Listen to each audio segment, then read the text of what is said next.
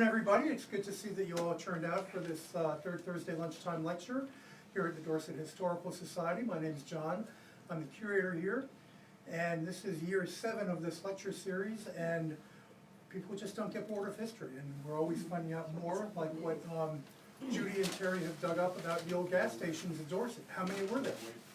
You'll find out.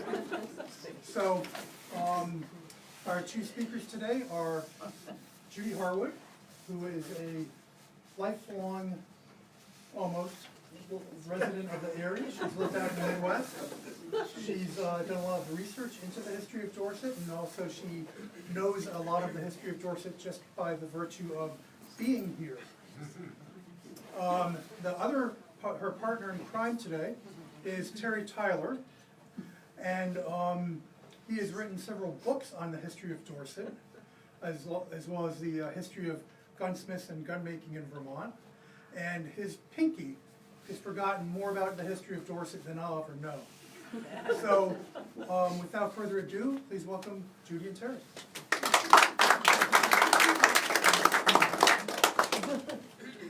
We'll get started.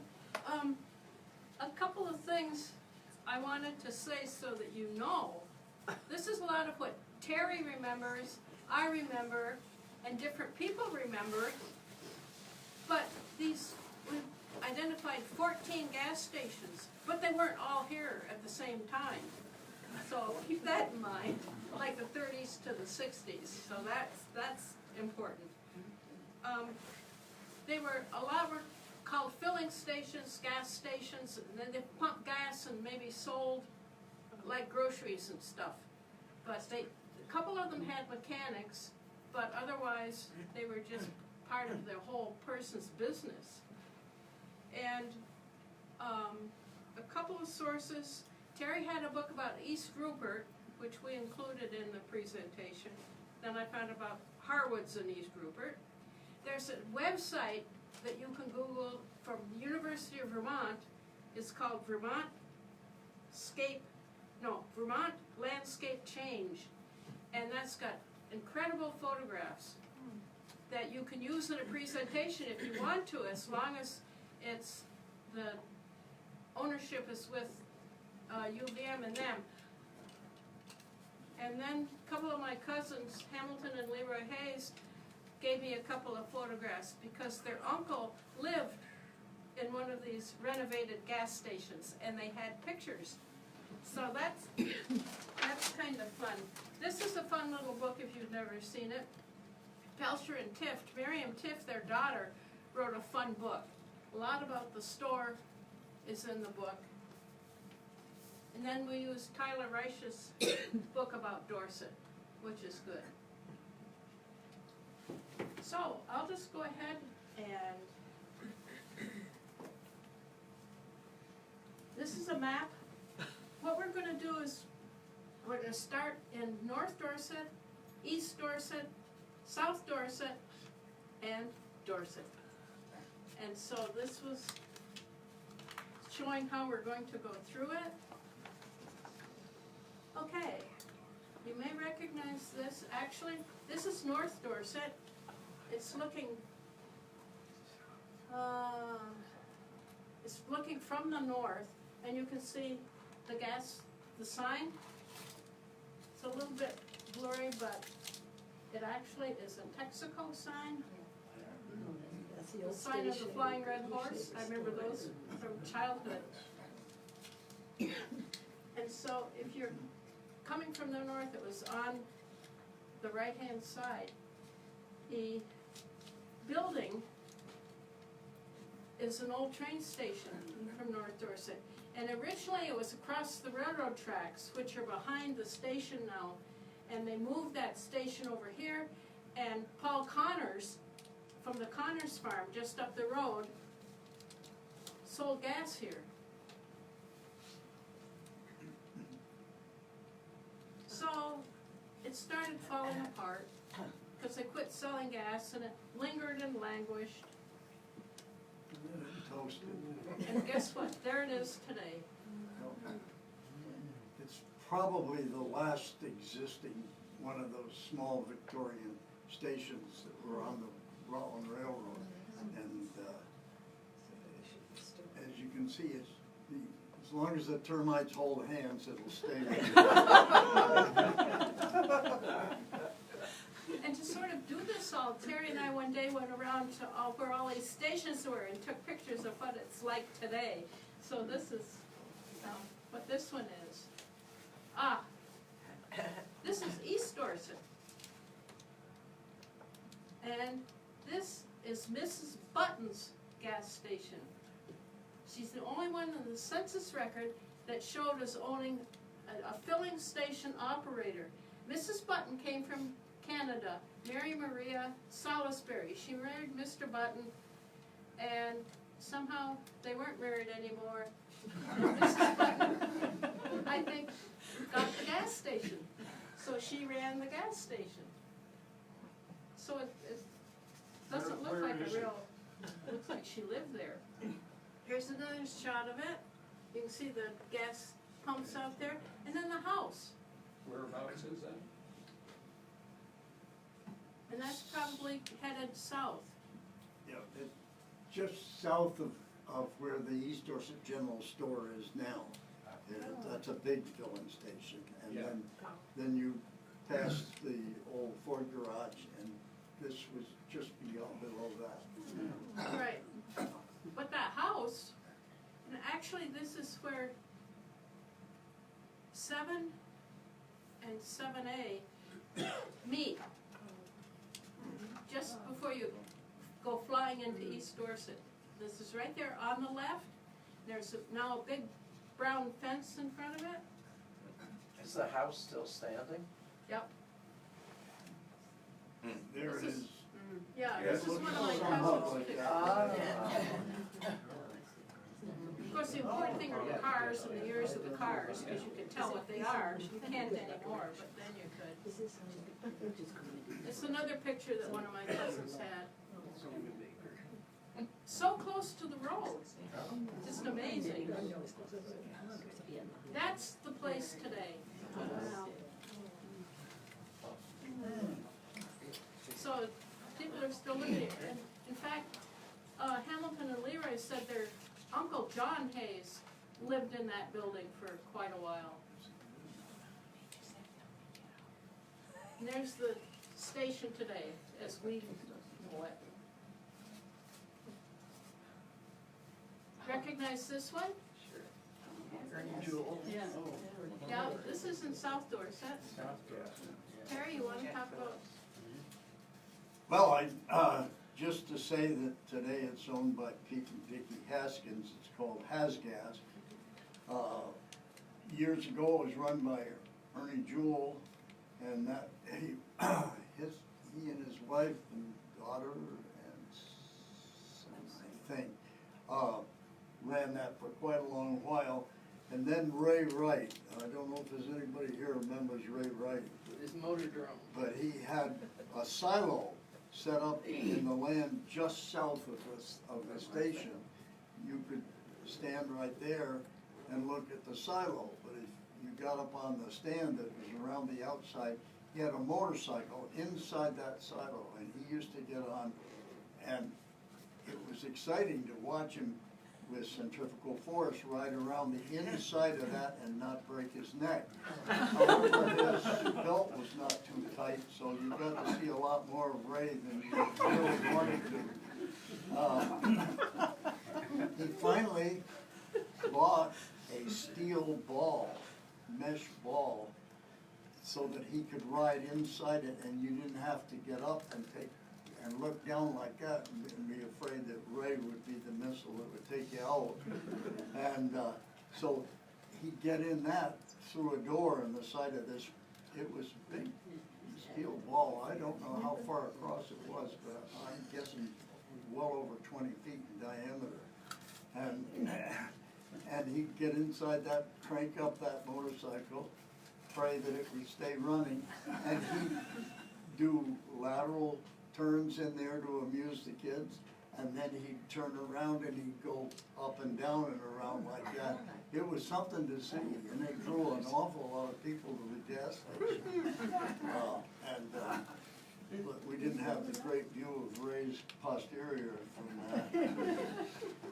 that. I think that's about enough.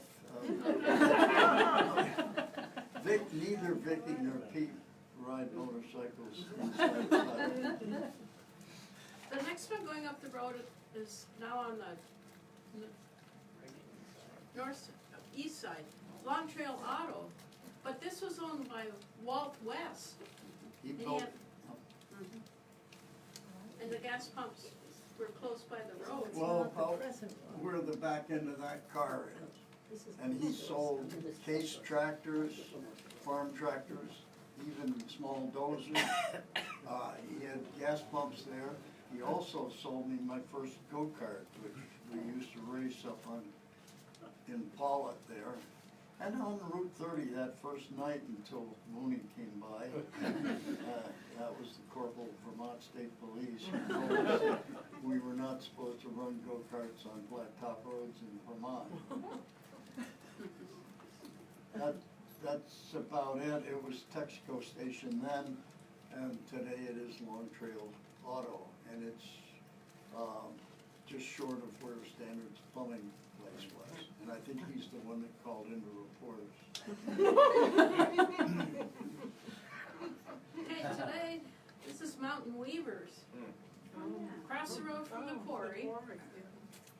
And the Hathaways, Terry and Jay, came first to here, and I think had an antique store, and evidently sold candy and stuff like that to the kids that were swimming at the quarry, so that was a little savvy thing to do. And they sold microwave cooked hamburgers, which tasted like the bottom of a bird cage. The kids loved them. The parents did not. But that's Mountain Weavers today, and it's Yeah. right across from the Northwest West Quarry. Excuse me, ma'am, go right ahead. Oh. Okay, Go ahead. that was Vinnie and Helen Sapella's gas station. There was a pump right outside that, and they had a small grocery store. I think that was before he worked for Grand Union, across from the Quality, so, it didn't last very long, but it was there. All this happened because I loved to needle the planning commission in Dorset, and I counted between East Rupert and the Manchester line, there were 11 gas stations, and there would have been 12 if Charlie Wade had sold this property to the gas company that he said was going to buy it, but Mrs. Houghton stepped in and bought this lot, and then Charlie's the world's greatest salesman. He sold her the idea of buying a house over in North Hebron and moving it here, and we're sitting in it, so to speak. And so that didn't, I don't know how many years that ran, but I do remember it. The next one I don't remember.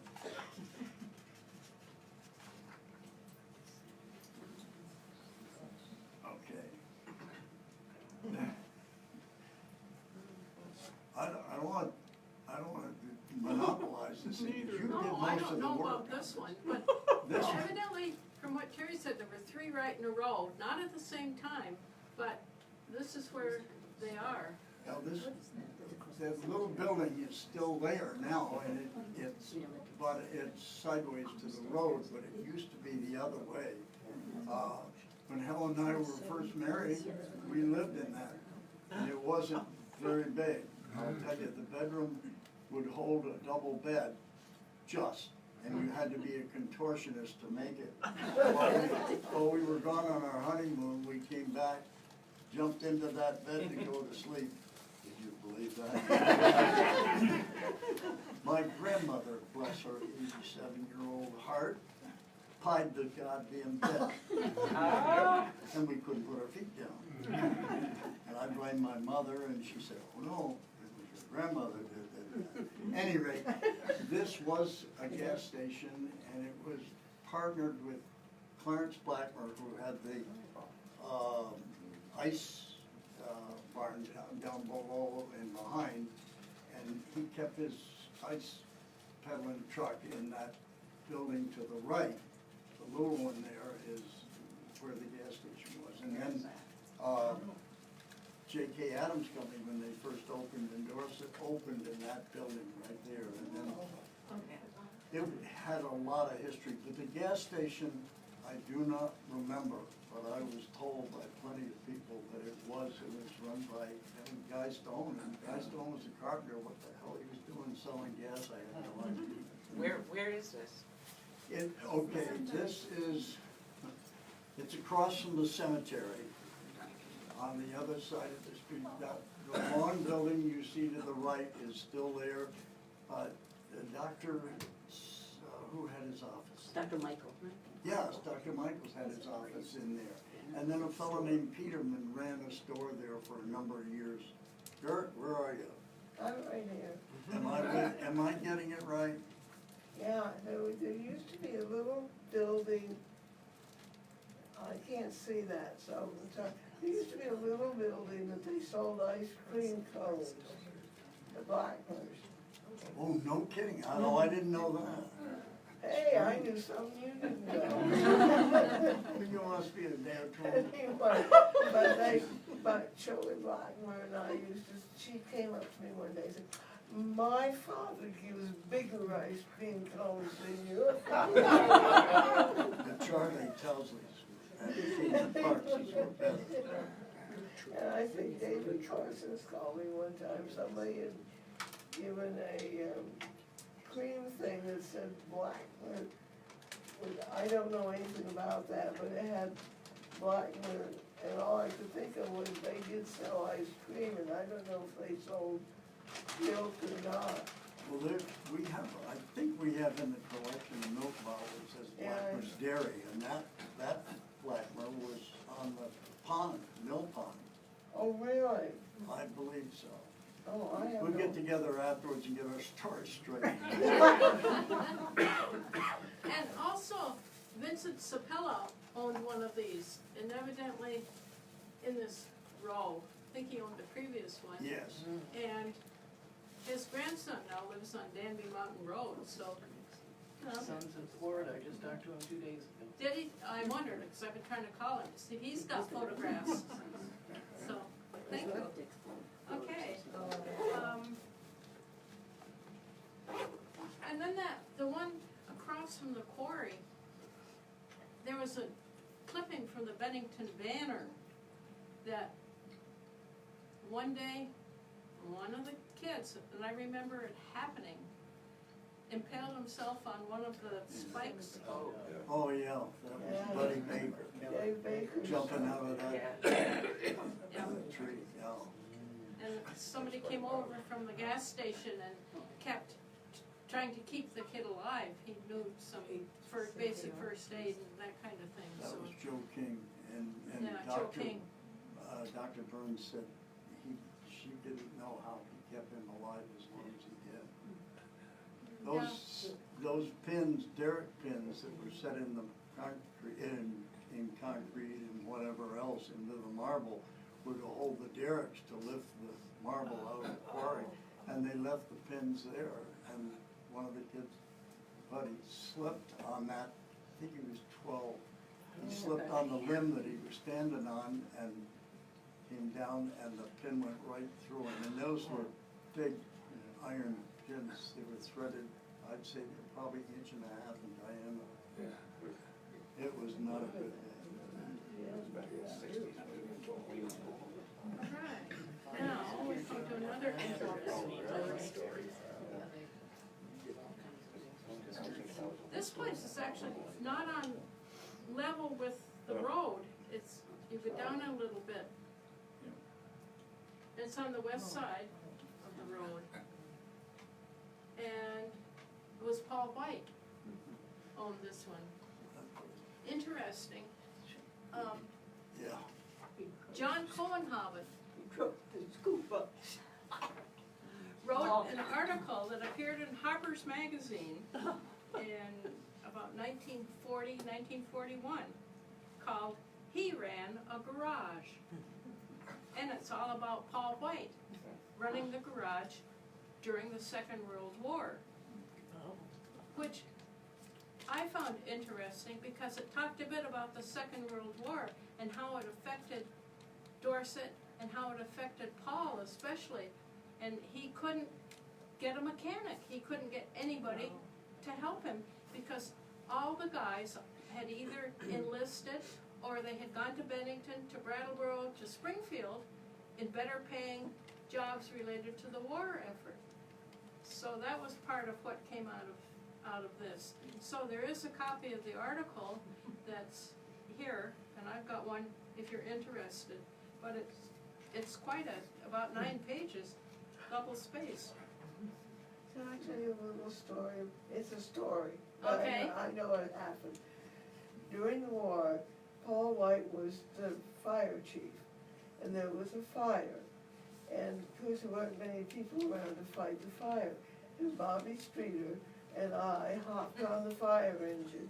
Did you hear this story? Anyway, we hopped on the fire engine, and Paul White let Bob drive it. And he said to him on the way to the fire, Bob, slow down, this truck has to last a long time.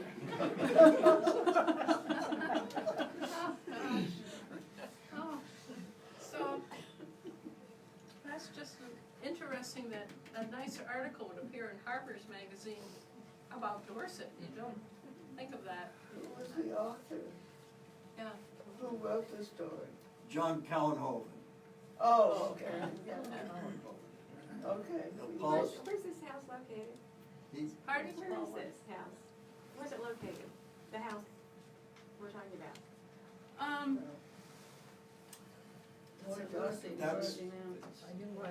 it's now, I can't tell you what it is now, real estate office for a long time. And the lift for the garage that he used was on the south part of the building where you see that porch off to the left. Didn't And, there used to and be it a was an taxi out, out of there? Wasn't there a taxi out of there too, with Bashy?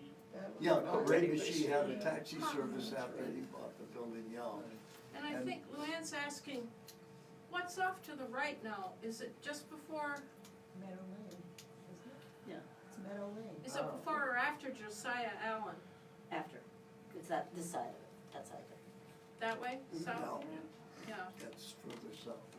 It's something where you really have to be on the lookout because it's not level with the road, it's down a bit. Yeah, it's quite a trip down in there and back out. It was a semicircle coming off of Route 7, right almost to the Barrows house as you're coming north. Carrie, did Ray Bashy have something, was he the one that ran the taxi service out of there? Yeah, we had the Legion Hall upstairs for a while. Yeah, And then, I think Ray Carl Bashy lived there wrote- for a while in the apartment overhead. The Legion met there. Oh, yeah, we did.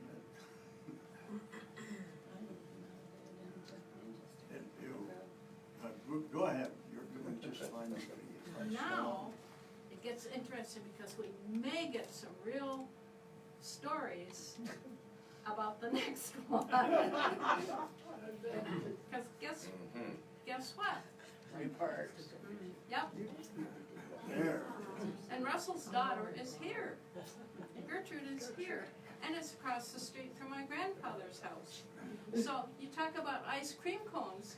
I go in the cupboard. My grandmother had a cupboard under the stairs on the outside wall going up that were enclosed, and so she had a cupboard in there, and she had a cut glass bowl full of loose change. And you could get a nickel and go across the street. And because they knew who I was, I'd get a double scoop. And better yet, their ice cream was seal test, and it came in those cardboard containers that were about this big around and this deep. And when they got where they couldn't scoop it out anymore, we got to take it home. Which was the best part of the whole, kind of beat all the ice cream cones, just having that, realizing that whole thing was full of ice cream. So, Judy, I just, So it's made good Christmas stuff. My sister, that's what we had for Christmas stuff, the ice cream. yeah. That's a good stuff. Judy, Oh. I'm back here. Somebody's.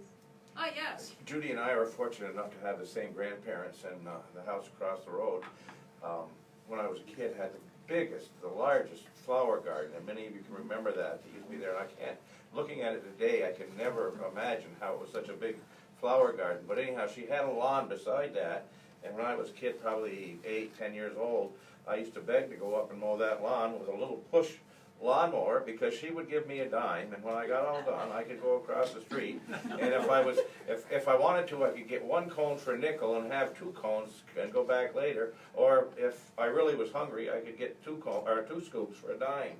So, the times have certainly changed, but there was a lot of fond memories there. And one thing too about our grandfather carried mail. He was the RFD man from 1902 to 1946. And I remember it, and I've asked if people have a photograph of the gas pump he had in the dooryard, because I remember it. And he had it because he had, during the war, he had to have gasoline to deliver the mail. And Leroy, our cousin Leroy said he remembers he would be up here with his mother, and Elder would need gasoline to get back to Manchester, so Grandpa could give her just enough in that pump that he had. It's just amazing that it was, but it wasn't public, it was only for Grandpa getting the mail delivery going. Do you have any stories, Gert, about? About what? Oh, anything Dorset. You're talking about the ice cream. I can remember those a kid when they lifted the lid. They had the lids up. I got to get the ice cream off the top of the lid. Well, I got the container. Shall we have an argument? And it's real fun because our cousin Sue grew up in the house across the road from here.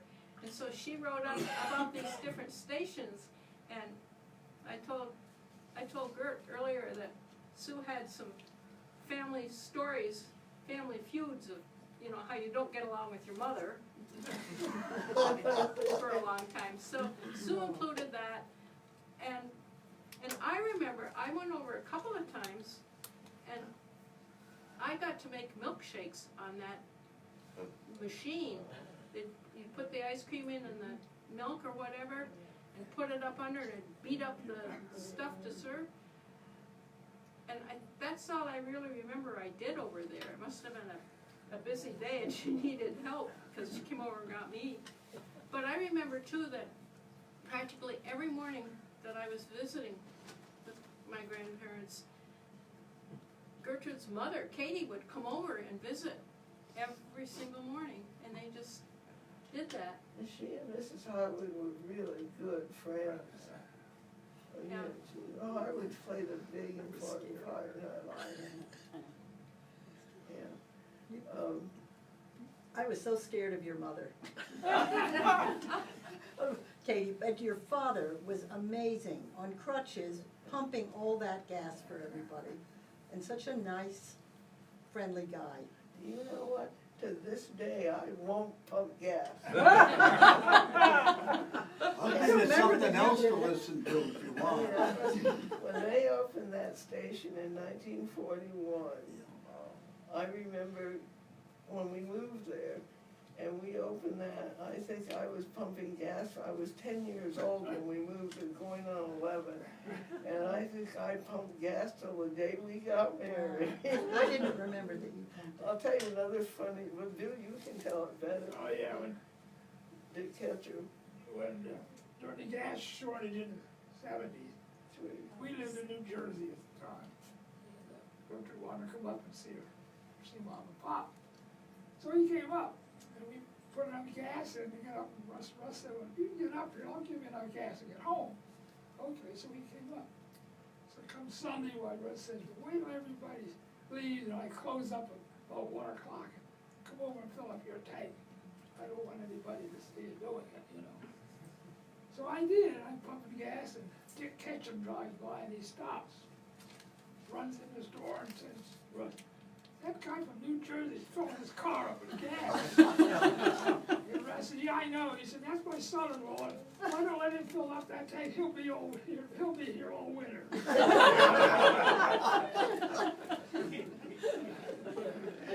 Oh, God. Katie and Russell were awful good to me. I was working in National Carbon in Bennington, but I'd come here weekends. In the summertime, I'd stay at family place, but in the wintertime, nobody was around, but Katie and Russell would see me at some point. Either I was in there for lunch or something and they'd say, where are you staying? And I said, no, I guess I'll go back to Bennington. No, you won't either. We got a bed upstairs. And she put me up there and cooked my breakfast. And then finally I got married to Helen. And Katie, ever watchful, we used to get our Sunday paper over there. Every Sunday we'd drive up to get the paper, and Katie would run out with the paper, see whether Helen was pregnant or not. And finally, after a couple of years, she gave up, because Toby didn't come along for 5 years. And I had an awful lot of fun with the Parks family. I'll tell you just one other thing. Katie and Russell had to go to Albany, I think it was, one night, when Russ and Ted Baker had the garage behind where the post office was. And they hired Bob Kent and Stiffy Taft to dig the oil changing pit. They couldn't afford to have a lift, so they had a pit there. And so Bob and Stiffy went where to dig it. And so when Russ and Katie got back about midnight, they heard somebody hollering. So Russ got a flashlight and went out there, and both Bob and Cecil were in the hole. They hadn't taken a ladder with them, and they couldn't get out of the hole. So Russ went and dragged a ladder out and pushed it down to them, and they disappeared into the night, and probably for a couple of days thereafter, they had a bottle down there with them. And I got all this story from your dad, so I'm pretty sure it's so. Ted Streeter never denied it. Do you remember when Ted and Russ were in business together? I was pretty young. Ted Streeter. Ted that married Rainey, I'm sorry? Helen's sister Rainey. Yeah, I didn't hear you. At any rate, sorry Okay. ma'am, go ahead, I'll shut up. All right. This is still there. Was Pelcher's, Not the gas pumps, though. the gas pumps. They're gone. Pelchers. There's quite a couple of views of this, different shaped gas pumps as we came into this day and age. There are 3 pumps in the previous picture. There are no pumps. And another one, the little bank building's there, but the bank's gone. This one, some remember, I don't remember, my grandmother would send me to the store to buy bread. I could go to either grocery store. This was Burr Phillips, I remember that one. And the pumps are just to The the far gas left. pump that you can see there at the extreme left was inches off of Route 30. I mean, you were in the traffic getting gas. Nora Phillips was a hell of a good cook. I had a lot of dinners in that house right next door. Right beside it, and they lived there. She played the piano. She gave a piano to the Dorset Elementary School at some point. And there's records of people would come and stay there, Oh, like it was a boarding house. She had a boarding house. Yeah. She boarded school teachers. And Burr played the saw. If you've ever heard anyone play a saw with a violin bow, unfortunately I never recorded it. I always threatened to. Do you remember the man that used to make peanut brittle in there? Really? He made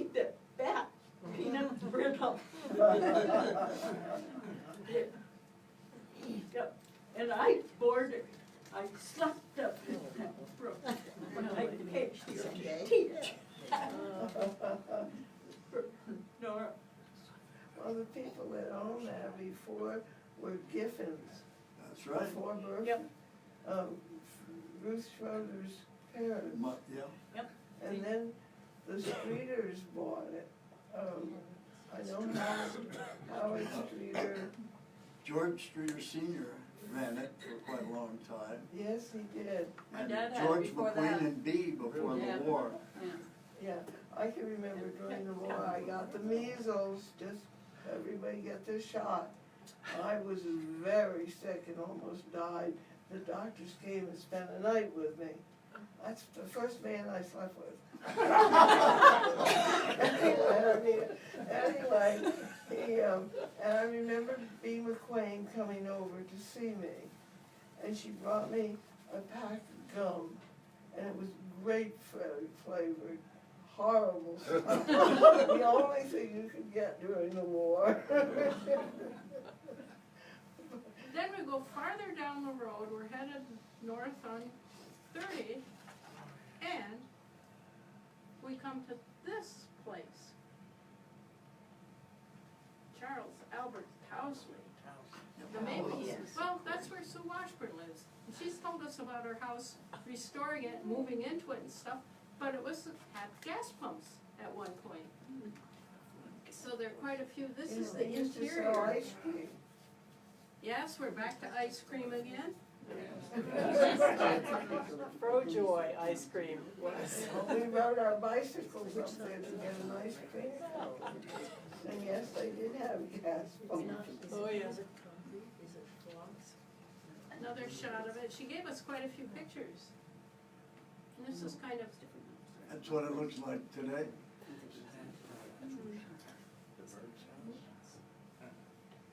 then you go, you're driving and you go past Sue's where Towsley had his gas station. You go up and you turn up to go, what, 315 to Rupert, and you quickly turn on to the end, the north end of Dorset West Road. Well, there was a gas station there. That's right. Pete Connors. Pete Connors, not Yeah. Paul, but Pete.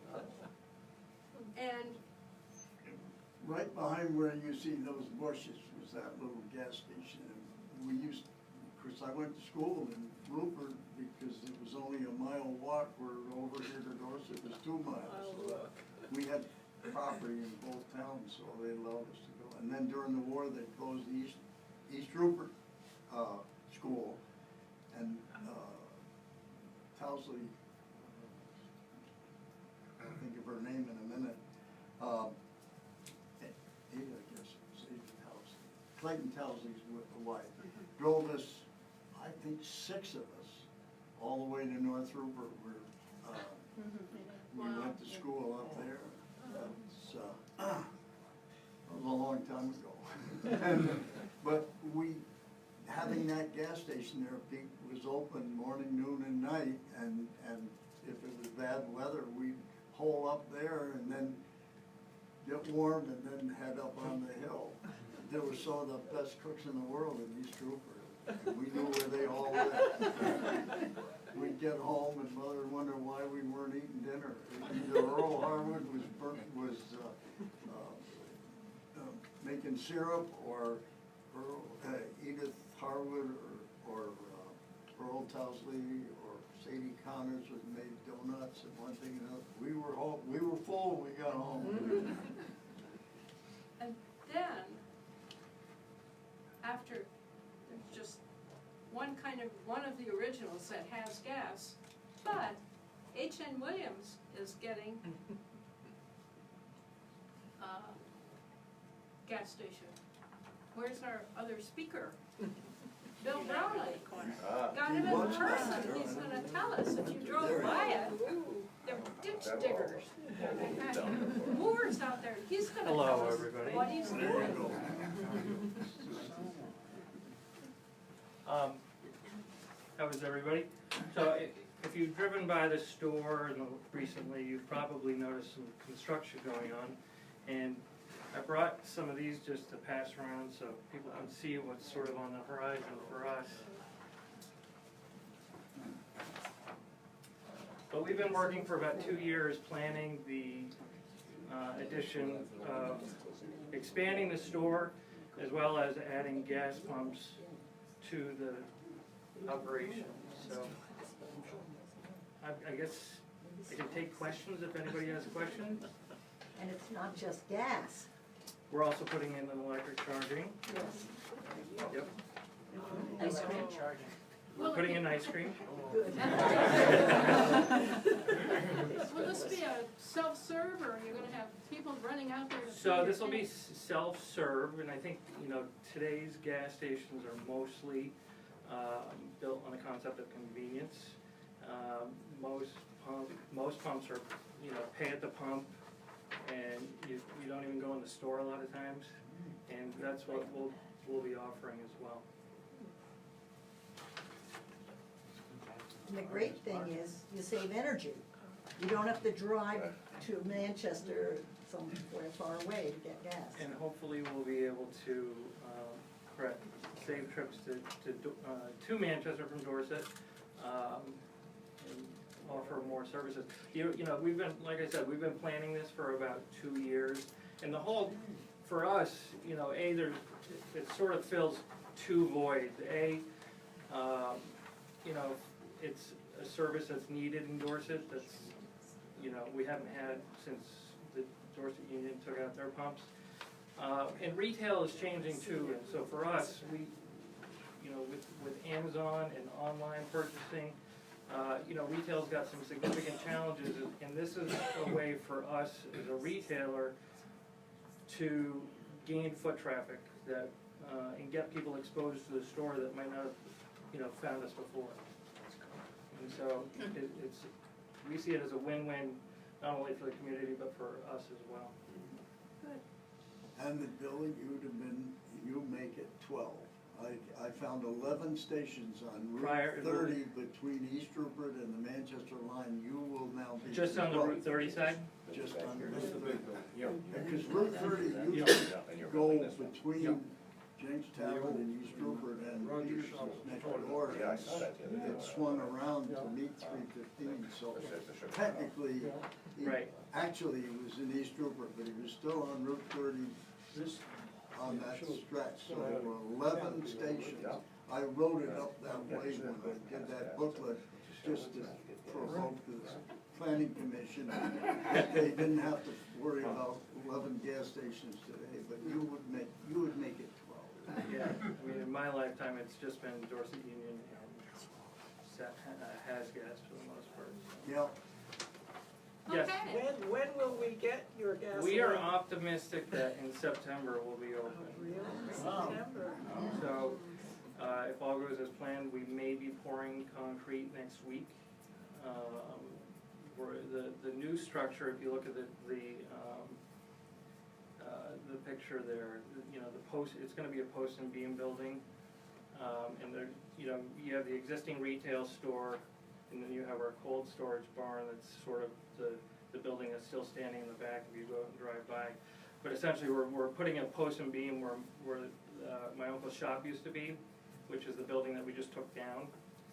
And so that post and beam is already all mortised out, and then we did that over the winter. So when you're looking out, at the project, you'll see big piles of wood, and that's the post and beam. So we're hopeful that by Memorial Day we'll have all the concrete in the ground, and then the frame will start going up shortly after.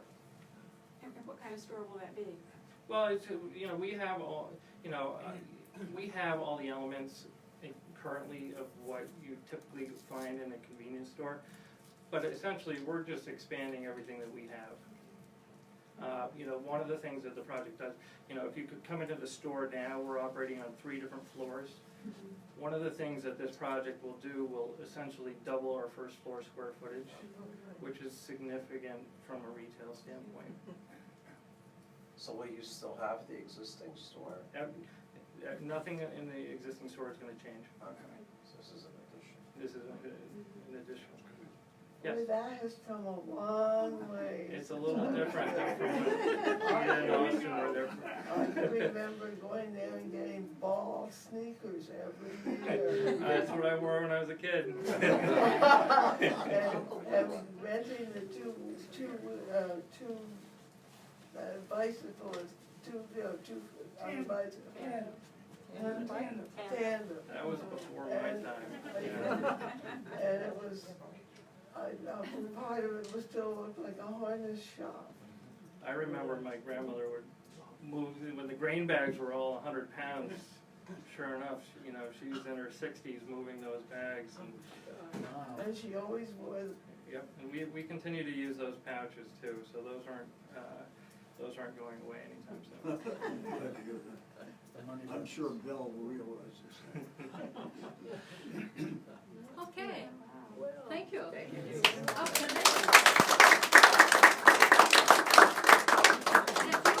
If you remember anything else that we don't remember, or have photographs that we didn't have, share them with us. You can drop them by and John can handle it, and we can make sure you get them back.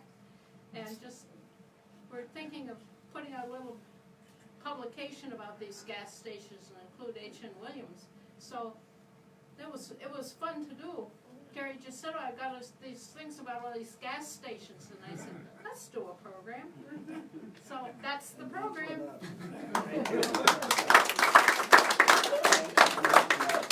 So I'd like to thank you all for coming out today.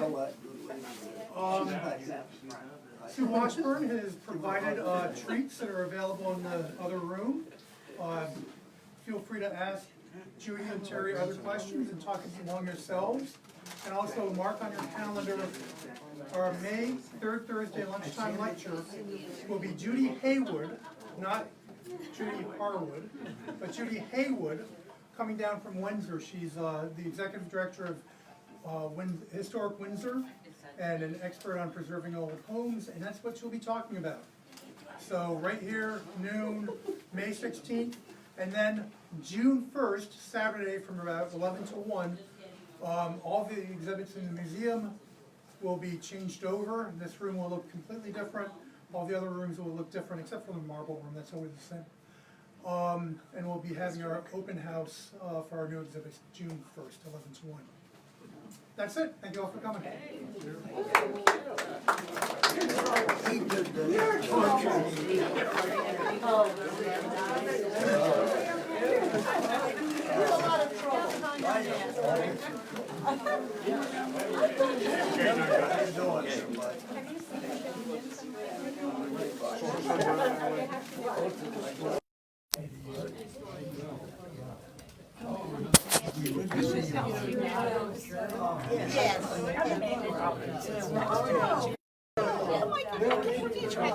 She looks like a top